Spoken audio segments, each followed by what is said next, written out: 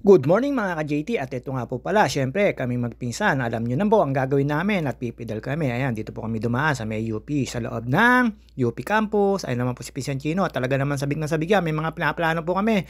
Kaya kasama sa ensayo namin to, sana matuloy kami at yung mga drive ko sana hindi mag-conflict sa aming schedule.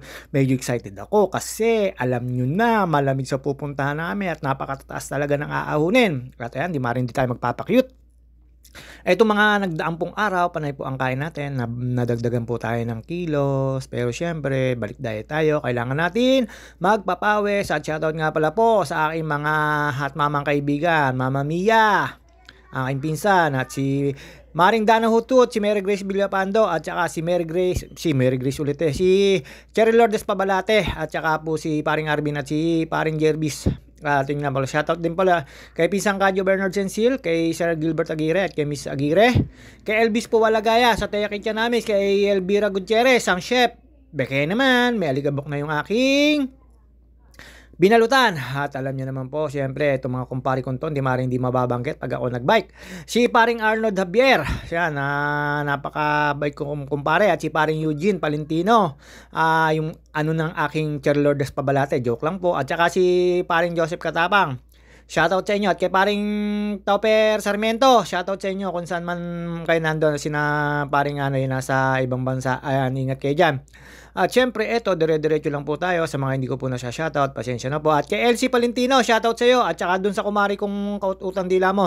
At syempre, ang Ate Zeiko na laging busog at ang aking inaanak na natutuwa at nagsosolo na mag-drive. Ewan ko kung totoo nga ba na hindi kinakabahan mag-solo mag-drive. At yun nga po, syempre ito, dire-diretso lang po tayo. Papanik po tayo ng Forest 3. Una muna syempre Forest 1, tapos Forest 2, Forest 3. At tumambay po ako dito sa gate ng papanik po ng Mount Makiling, Peak 2. Dito po kailangan nyo po mag-stop, mag-registered, magbayad ng 30 pesos ba? Hindi ko po alam kung magkano na po ngayon.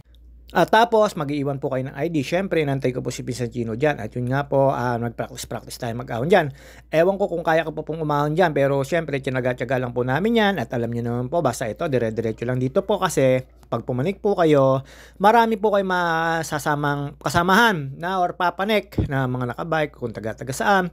At malimit po dito yung mga nagma-mountain climbing papunta pong Peak 2 mga ka-JT. At syempre, hindi naman pumaring hindi kami makikisabay doon.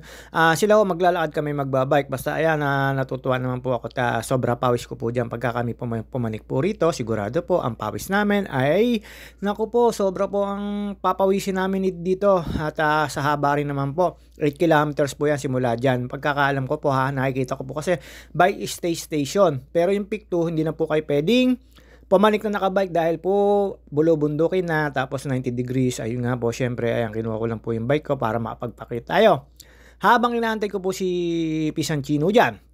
At wala po si paring Darwin. Syempre, kami-kami lang din po muna. Or dalawa lang po muna kami. Pero may binabalak na po kaming gusto puntahan ni Pisan Chino. At yun nga po. At syempre, dumaan po ako dun kay Ate Sian. At kinuha ko po yung bibigay niya sa aking tinapay. Buti na lang. Binibigyan ako ng tinapay ni Ate Sian, tapos hindi ako bibigyan ng Rino. Ayan, dumating na po si Pisan Chino. Siyempre, nanghingi na rin tayo ng Rino. Salamat sa nagbigay, si Ate Sian, tsaka si Dana May. Salamat sa Vans. Buti na lang, meron pang kasamang Rino, palaman. Hindi na nga ako nanghingi ng kape. Siyempre, alam nyo na, ang syupal naman ng mukha natin noon. At siyempre, dito wala po tayong marites. Dahil po, ayan, sino po ba imamarites nyo rito? Pero dito, siyempre, nag-iisa ako. Nag-aantay po kung may tumawid dyan ng white lady or diwata. Sinasabi ko naman po talaga, alam nyo na, mangyayari doon. Baka yun ay maging forever ko. Siyempre, pagka pangkita kami, talaga namang ilalagay ko siya dyan sa isang sulok-sulok dyan para malaman niya na, ay, mali ang pagpapakita ko rito. Ayan, joke lang po yun. Dito po, syempre, medyo madulas lang po dyan at marami pong dahon-dahon. Nag-i-slide na po yung mga gulong namin niya pag sobra pedal. Ayan, nasa likod ko lang po si Pisan Chino at meron pa kaming mga kasabay dyan. Ang karamihan po rito, syempre, yung mga nagwo-walking, talaga namang bulto-bulto sila or isa-isang company. Sa kami naman, mga bikers, yan, nagpapangita na lang sa taas at sa taas po. At hindi po namin nabot yung buko ron. Pero yung nagtitinda ng buko ron talaga yung nakakatoka ngayon. At yun nga po, next week sana makapanik po uli kami. Ayan, medyo nakita nyo naman po, may slide-slide yan. Kaya nagdahan-dahan na po ako dyan. Tapos nag-high gear na po ako dyan. Yung pinaka mas malaki. At hindi ko naman po inubos talaga lahat yung kags ko dyan. Basta kailangan lang po maging smooth yung pagpedal mo. Dahil po pag may ganit, nag-i-slide po talaga. Lalo kayo pag napatungtong sa mga dahon, yung gulong nyo, lalo yung panghuli.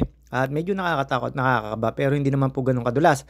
At lalo po doon sa may pagpanik na po, sa may Aguila Base. At syempre, alam nyo naman po, dito may kusmikus lang tayo. At meron po kami nakasabay dyan, mapapasana all talaga kayo. Hanggang nasa likod ko lang po dyan si Pinsan Chino. Ako medyo nauna na po, syempre, feeling tayo, feeling malakas, pero pawis na po ako dyan. Halos na yung mga dasal-dasal dyan na sana kayanin, para yun, medyo kinaya naman po. Eto, kahabaan pong ito, hindi naman po ganun kataas ang gradient ito. Basta ito, mahaba lang po na 8 kilometers. Tapos pagdating po doon sa may Forest Makiling, nandun po yung pinaka-recovery. Dito, mayroong mga 2 to 3% na yun lang pagkakaalam ko. Dito po, ayan, lalampas po tayo dyan. Dito, ba mag-overshoot kayo pag pababa, syempre, ingatan nyo po ito. Makalampas lang po ito ng flat tracks. Dito po sa flat tracks, ito po, itong kahabaan na to, maririnig nyo po talaga yung lagaslas ng tubig niya. Na pwede naman po kayo mag-picnic, pwede naman po kayong kung anong gawin nyo. Basta yung mga basura nyo po rito, kailangan bitbit nyo rin pababa or pauwi. Ayan yung sinasabi ko sa inyo na pwede kayong mag-overshoot dyan. At ito na nga po mga ka-JT. Ano na po tayo, nakakita na po tayo ng mga nagwo-walking. Ang dami po nila niyan.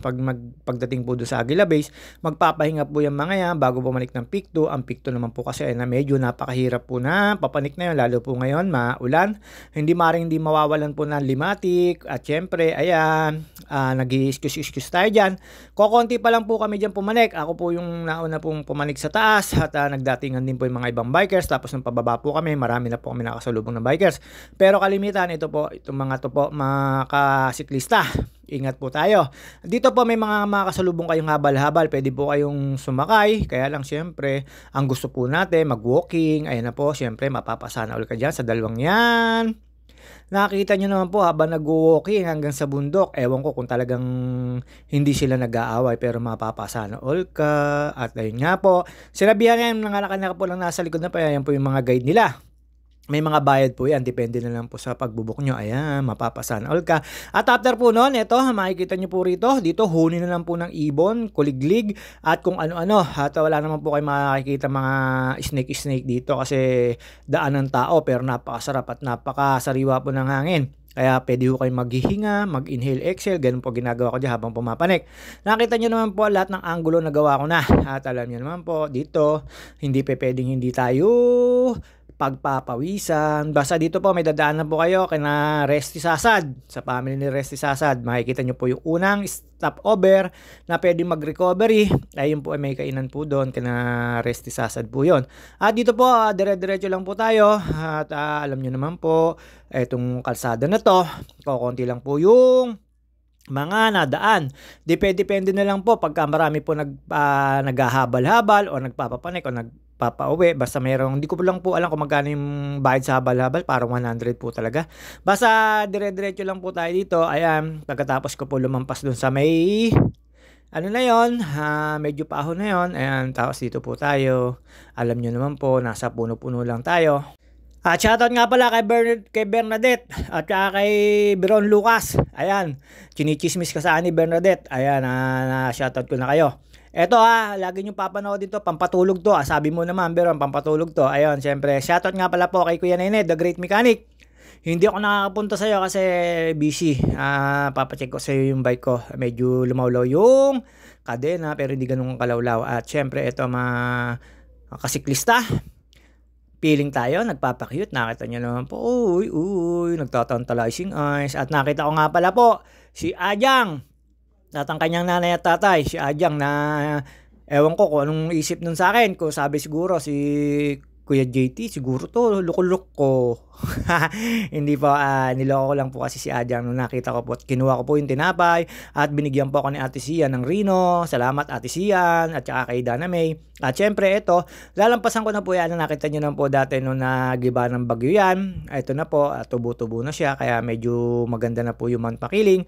Etong kahabaan po ng Mount Makiling na to, kailangan nyo po mag-registered at magbayad dun sa may gate. May mga guard po doon. Tapos pagbaba nyo po, po, kailangan nyo rin po mag-fill up at kunin yung ID nyo dahil po kukuha ng kayo ng ID papanik at bibigyan kayo ng ID nila ng kahoy. Para din po ma-monitor kung nakababa na po ba kayo o hindi kasi syempre forest to at pwede ho kayong maligaw at pwede ho kayong hindi makauwi pero wala naman po mga bad people dito, mga strangers. Lahat po dito, halo po yung mga tawag dito, yung mga guide at mga habal-habal, napakababait po nila at mga taga rito po yung trabaho po kasi nila yan.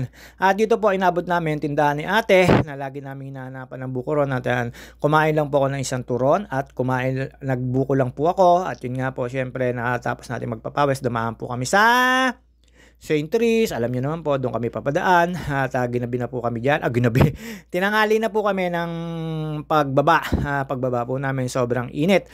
Sorry, tao lang po, kaya nagkakamali. At ayan, nakita niyo naman po, napakaganda po ng mga puno-puno, napaka-fresh air talaga. Ayan, medyo napapalapit na po tayo sa kalahatian pero napakalayo pa po niyan. At yun nga po, pagkatapos ko po dyan, syempre, daan po tayo doon sa magandang puno-puno. Ayan, dito po sa may small community, may dinaanan po ako. Ayan, nakita nyo naman po yung swerting-swerte po natin dyan. Pero malimit po, may pagka po mahamog, ay kitang-kita nyo po yung pag dyan. At dito po, ayan, may nadaanan po ulit tayo, mga kabataan. At syempre, pag nakita at narinig nila kayo at nag-excuse kayo, tatabi naman po yan. At after po rito, eto na po tayo, mekos-mekos lang. Alam niyo naman po, ang dami na po dyan nakatambay. Ayan, ganyan po aganda yung ambience. Tapos dyan po yung papasok ng Peak 2. Dyan po magsisimula na po kayo maglakad talaga. Napakahaba po niya hanggang Station 30. At syempre dito, habang nakatambay tayo, habang inaantay ko si Sanchino, hindi na po tayo dyan. Siyempre, ayan, pakit-pakit lang. At yun nga po, nahiya po ako kung pumanik dyan. At ang dami po kasing nakakain. Tapos maputik po, kaya dito po tayo nagantay. At after po namin magantay ni Vision Gino, pagkakain po namin at pagkainom ko po ng buko, at nagantay lang po kami ng oras. Siyempre, sibat na po kami pababa.